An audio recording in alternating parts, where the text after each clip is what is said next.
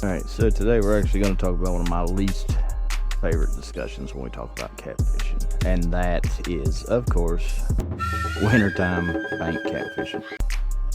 Now, there's a couple reasons why it is my least favorite, but we'll get into that in a second. But I'm not going to do a super long video. It was 13 degrees this morning. I'm actually supposed to be fishing an online tournament, but we've had boat problems this morning. So we're here on the bank. But I don't even have a lot of bait. I don't have good bait. I'm following the rule of thumb when it comes to winter fishing, and that's downsizing my bait. So I've got minnows. We're going to throw them out there. We're just going to see what happens. But come with me and let's talk about wintertime bank catfishing.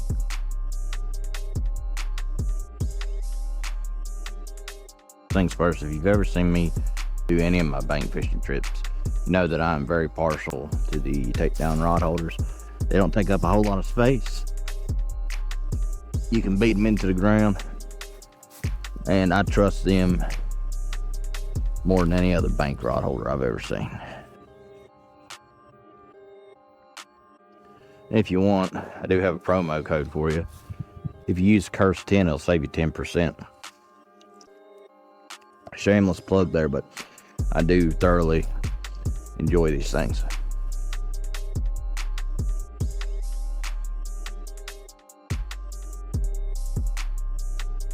Now, each body of water is different. There are people who fish reservoirs, ponds, lakes, even creeks. Here on the canal, wintertime catfishing is fairly unforgiving. Just being honest. But if you've ever seen the banks, so I've got multiple bank fishing setups, but in the wintertime I've reduced my rod count down to just 2, 3 max.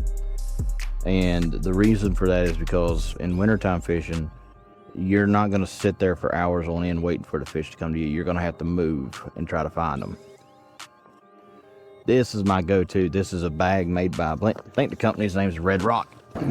I've had this thing for, sheesh, like 5-6 years. But this carries everything that I ever needed in order to be able to be mobile and to catch catfish. I mean, it's got my sinkers, my rigs, everything in it already.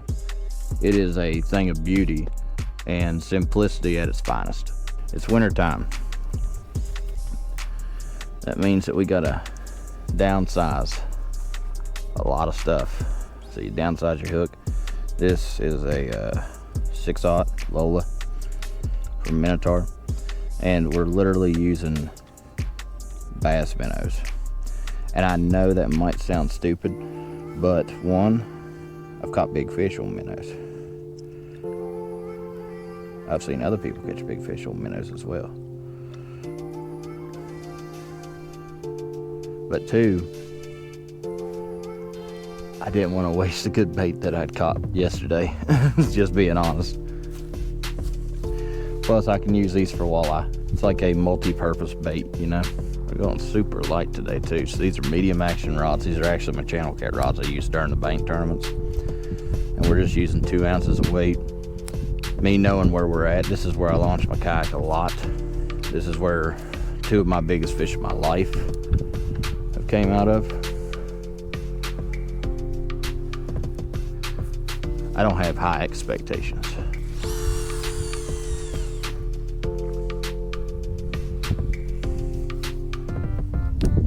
During the winter, we actually downsize a lot of stuff.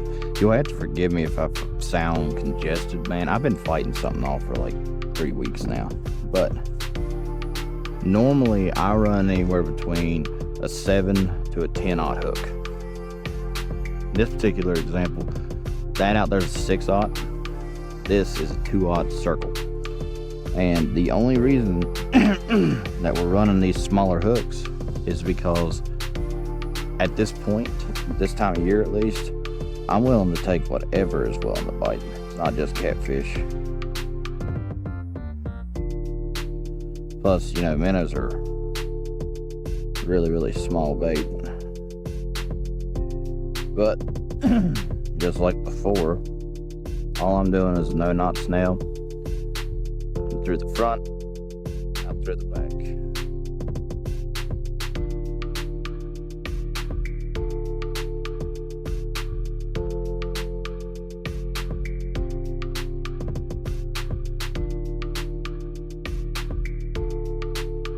always wet your hook.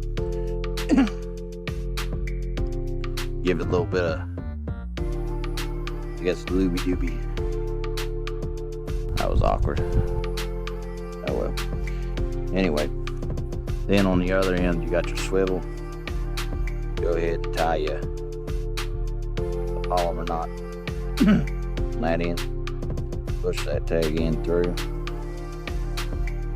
Again, same as before, always make sure that you're wetting your knot. It is so cold that the leader line, it's freezing up right after I spit on it. And on my bag, I keep this little retractable thing. I think it was originally a lighter leash or something, but I put a pair of fingernail clippers on it. I just let it stay right there on the bag. And there, you got your new rig.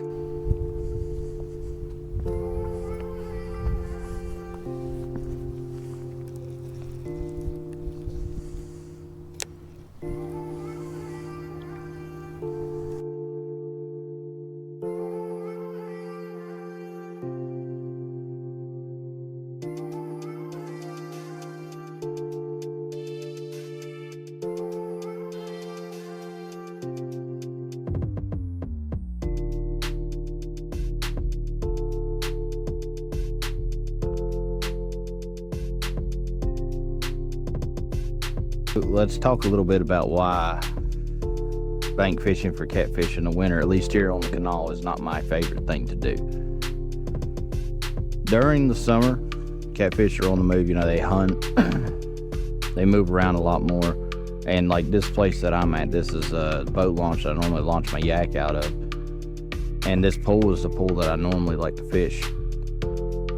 If I was on my boat, I would feel a lot more confident because I know where to go. But when you're bank fishing, realistically, you're hoping that you're either throwing it right on top of their head or that they will get hungry enough to where they're going to move. As the water temperatures drop, the fish become very lethargic. They don't want to move around very much. The only pros I've seen during winter fishing, and this is only from the boat or kayak or whatever, is big blues are a little easier to target. And when I say easier, I'm not saying like easier than summertime. I'm saying easier as in you can find them and you know how to get their attention. You can drop it right in front of their face from the boat. But here, we're kind of just playing a waiting game.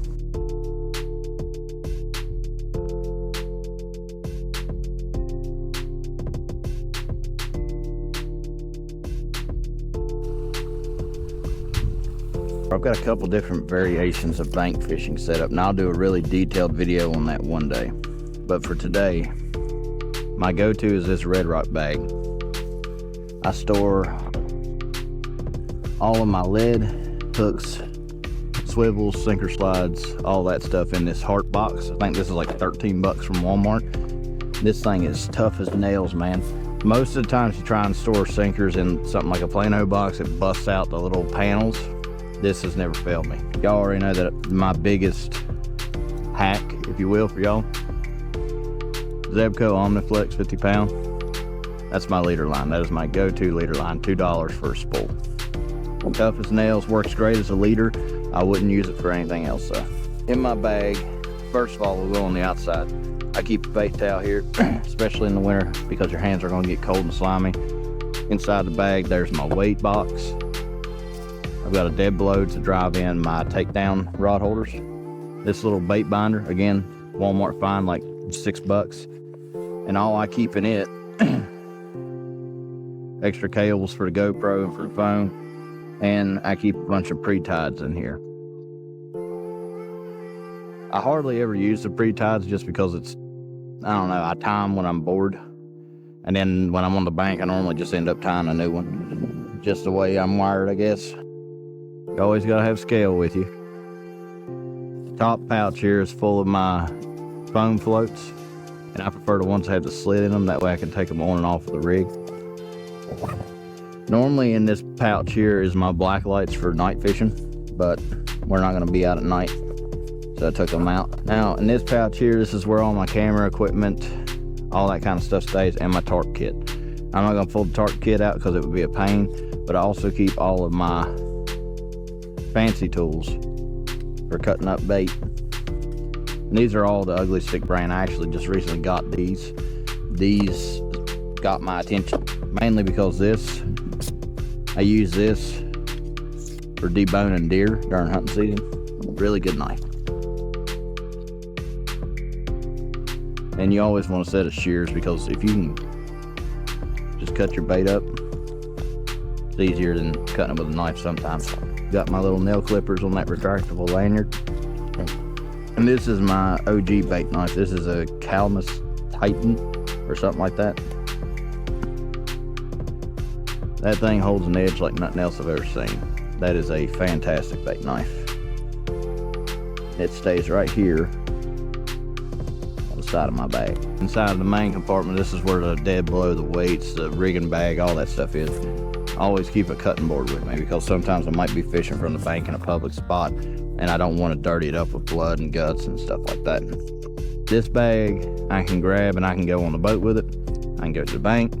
I can go anywhere with it. This is my go-to bag. End of conversation. Check on your bank fishing buddies, because it's been forever since I've been stuck on the bank. But check on your bank fishing buddies during the winter, because the winter can be like a super depressing time for a bank catfisherman. I recommend to those of you that are stuck on the bank that are catfishing during the winter, try to go after something else. Try to go after like trout or walleye. I'm a huge fan of going after walleye. During this time of year, if I don't have a bite in like 30 minutes, 45 tops, I'm probably moving spots. And whether that's moving a few feet or moving to an entire location, it all just depends on how I feel about the spot that day. Bank fishermen, whenever it's winter time, you got to try and move around and figure out where they're at. Full disclosure, if we catch a fish today, I'll crap my pants. We're actually supposed to be fishing an online tournament right now instead of filming a YouTube video. But again, we had some boat problems. In case you don't know, so I've got 2 boats. Well, 3 if you count the kayak. The first one is a fiberglass boat. I spent a lot of money on it, getting it ready. But then towards the end of summer, I ended up buying an aluminum hull, because I always wanted an aluminum hull. And I started putting a bunch of money into that one. Well, now the aluminum one is currently getting worked on, and there's going to be wind noise on this video, I can already tell. So the aluminum one's currently getting worked on, and the fiberglass boat just kind of set out in the open, unfortunately. So when I went to, humor the idea of fishing from the boat this tournament, I checked the fiberglass boat. There was ice in it. And if you don't know, that's not good. You don't want that. So there's no way for me to dethaw the boat in time to, bust it out and go out here and give it a shot. So we decided we were going to try and fish from the bank and talk about bank fishing during the winter. Also, so there is a crane right there that you'll see in this video at some point, if you haven't already. The fact that dude is not moving and is not even remotely spooked by me speaks volume.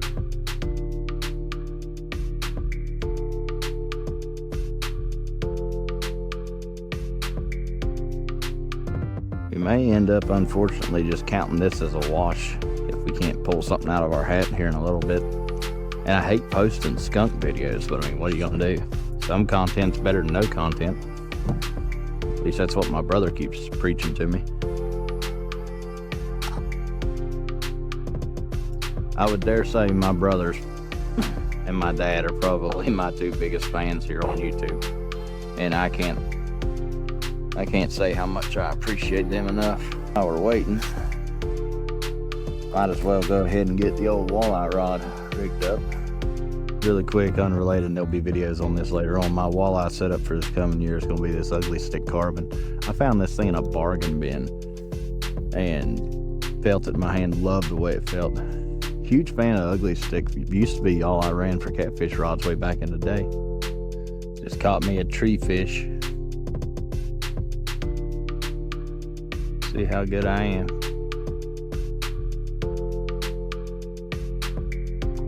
Pretty good, apparently. Pretty good, apparently.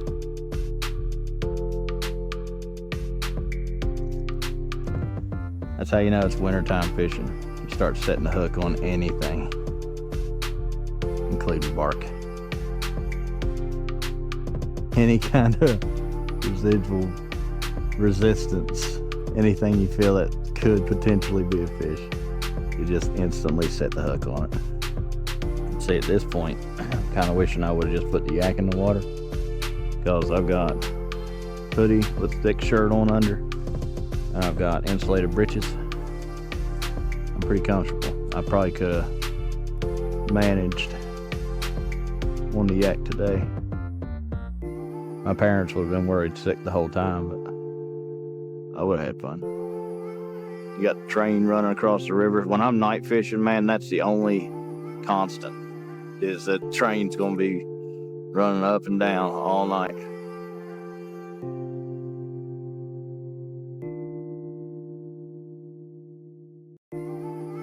I know this has been a short video. I know there hasn't been a single fish caught, but if you did watch the whole thing, just know that I appreciate you. I appreciate you taking the time to watch me sit out here and freeze my butt off.